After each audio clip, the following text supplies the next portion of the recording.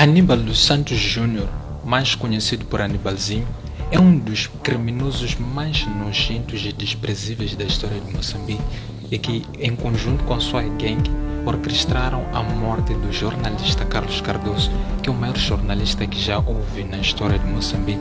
Então nesse vídeo vocês vão saber quem é esse jovem que tem as mãos sujas de sangue de tantos inocentes aqui em Moçambique. Então fiquem atentos aí, porque este é um vídeo muito forte, muito revoltante e que demonstra realmente a realidade da justiça aqui em Moçambique, de um prisioneiro que foi condenado a mais de 30 anos, mas vemos que está na África do Sul, que está em Eswatini. Afinal, como é que as coisas estão por detrás disso? Então fiquem ligados aí e vamos a isso.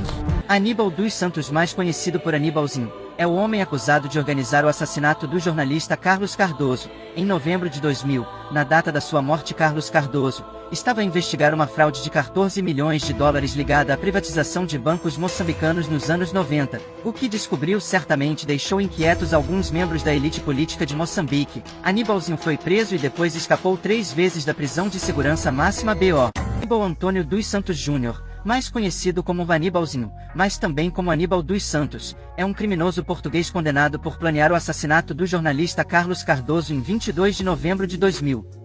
Cardoso estava a investigar fraudes bancárias no Banco de Moçambique, Banco Central Moçambicano. Depois de um primeiro julgamento, em 2003, uma falha e 2 sucessivas fugas e 2 extradições, da África do Sul e Canadá, Aníbal dos Santos foi condenado a 30 anos de prisão em janeiro de 2006, mantendo sempre a inocência durante todo o julgamento. Aníbal dos Santos permanece sob custódia, sendo investigado em um outro caso de tentativa de assassinato, do advogado Albano Silva.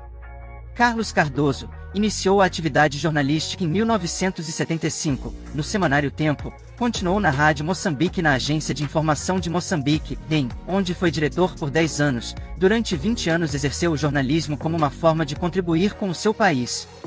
O jornalista também dedicou-se às artes plásticas e realizou sua primeira exposição de pintura no ano de 1990, na cidade de Maputo, denominada de Os Habitantes do Forno. Depois de vários anos trabalhando em órgãos de imprensa do Estado, os únicos que existiam em Moçambique até a abertura política, Cardoso foi membro fundador da primeira cooperativa de jornalistas, a Mediacoop, proprietária do semanário Savana e do diário Mediafax. Em 1992, em 1997, fundou seu próprio diário, também distribuído por fax, o Metical, que, tal como o nome indica, Metical é a moeda de Moçambique, era virado essencialmente para questões econômicas. Durante esses estudos foi assassinado quando investigava um presumível caso de corrupção em um dos maiores bancos de Moçambique.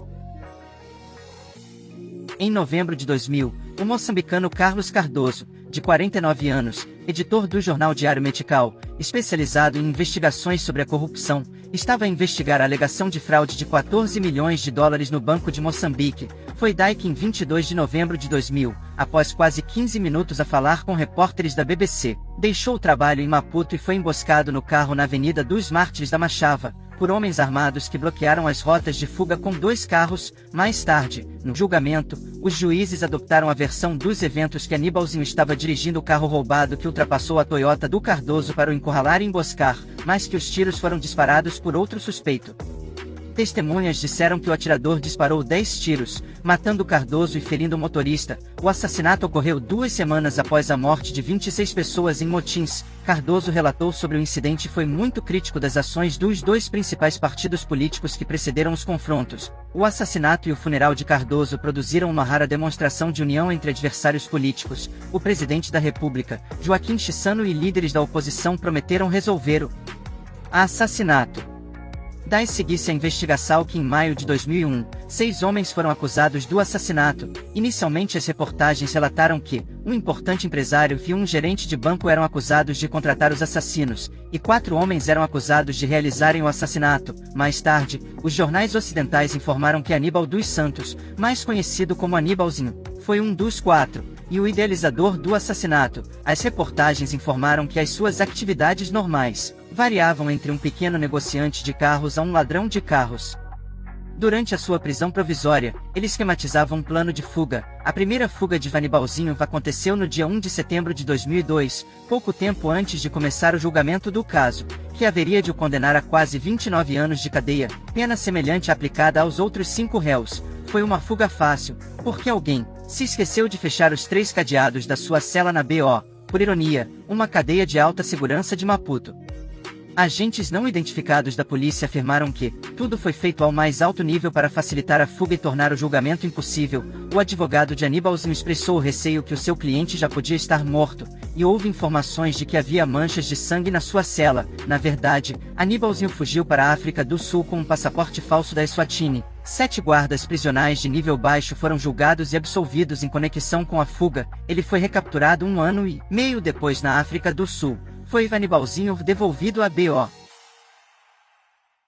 Segundo uma declaração do Ministério do Interior, em 9 de maio de 2004, Aníbal dos Santos Júnior desapareceu da sua cela. Fontes anônimas na prisão revelaram que Aníbalzinho foi na realidade retirado da prisão por cúmplices. A fuga ocorreu quando o tribunal se preparava para revelar as sentenças contra 15 suspeitos de envolvimento no caso de fraude bancária de 1996. Em meados de maio, as autoridades canadianas detiveram Aníbalzinho no Aeroporto Internacional Toronto Pearson. As autoridades moçambicanas solicitaram imediatamente a sua extradição. Embora não houvesse acordo de extradição entre o Canadá e Moçambique, organizações da imprensa internacional apelaram ao governo canadiano para que acelerasse o retorno de Aníbalzinho a Moçambique, mas ele pediu asilo político no Canadá, retardando o processo de extradição durante 1 ano e meio. As autoridades persuadiram-no a desistir do pedido de asilo em troca de um julgamento justo em Moçambique, uma opção disponível para qualquer pessoa condenada à revelia, a 2 anos a mais de cadeia. O tribunal moçambicano confirmou o direito do condenado a novo julgamento. Em 14 de dezembro de 2004, as autoridades canadianas aprovaram a extradição e Aníbalzinho foi finalmente deportado para Moçambique em 21 de janeiro de 2005, chegando a Maputo no dia seguinte.